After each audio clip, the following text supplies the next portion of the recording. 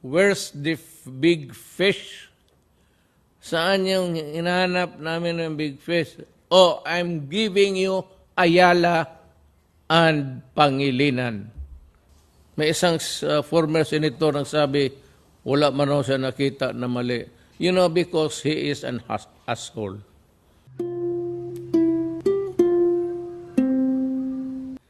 Sabi ko, sa taas, niluluto, tax exemption ng donut, tax exemption ng reduce from 4 billion to 8 million. Klase. Pero wala, ginawa talaga. Ngayon, itong sabi ko, itong ibang naiwan, talagang magbabayad sila. Because you have been looking for where's the big fish? Saan yung hinahanap namin ng big fish? Oh, I'm giving you Ayala and Pangilinan. They are the big fishes. Tignan ninyo ang kontrata. May isang former senator ang sabi, wala man raw siya nakita na mali. You know, because he is an asshole. He just want to be fashionable on the other side. Kaya paano makorek natin yan? How can the Ayalas and the Pangilinan now compensate yung bill sa tubig? Tingnan mo, meron dyan enhancement. Ano yung enhancement? Water treatment facility. They were collecting that fee in 1957 until now. Until now, walang sige pa rin kolekta, wala pa rin yung water treatment. Not the clean, potable water that we envision when they enter the business. Tapos yung, kaya gusto kong malayo to eh.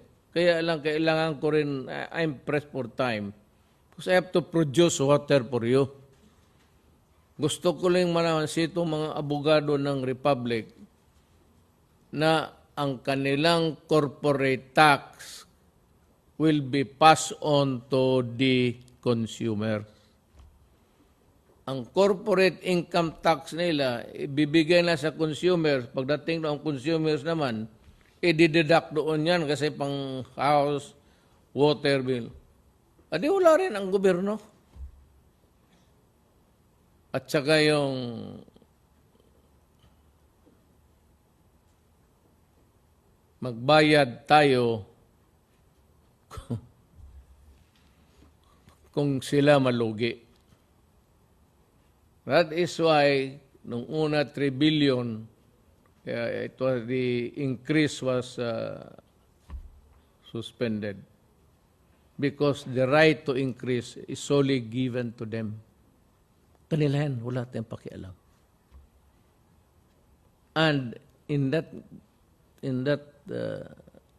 act, pagbigay nila, we lost the sovereignty.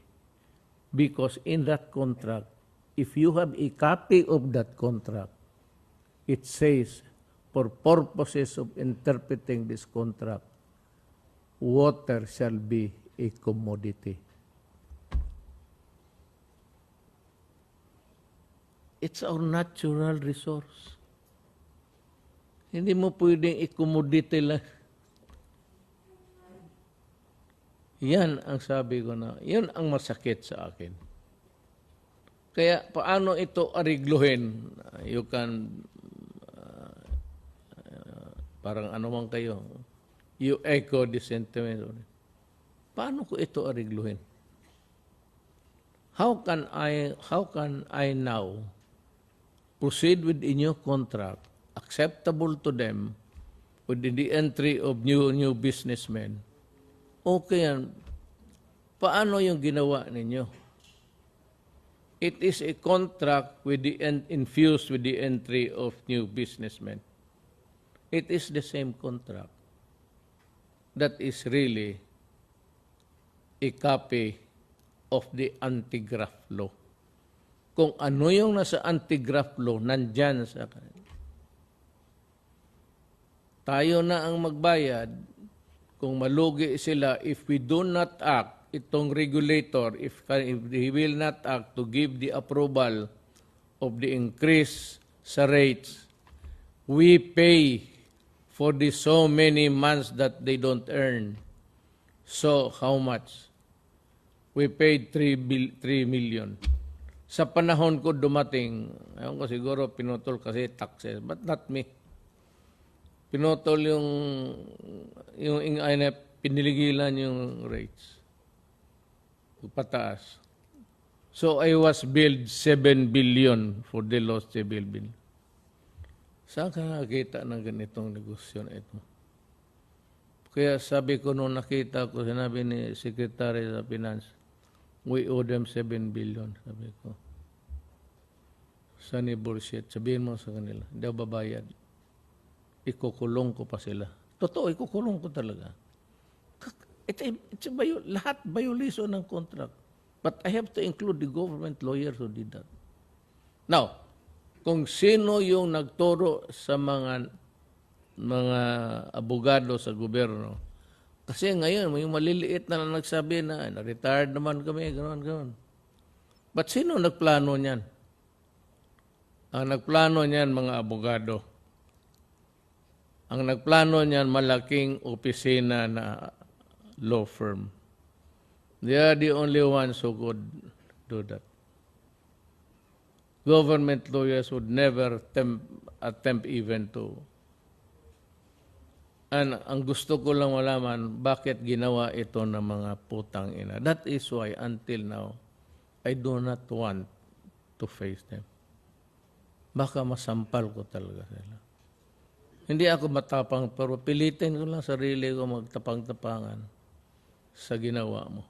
Binaboy mo ang bayan ko.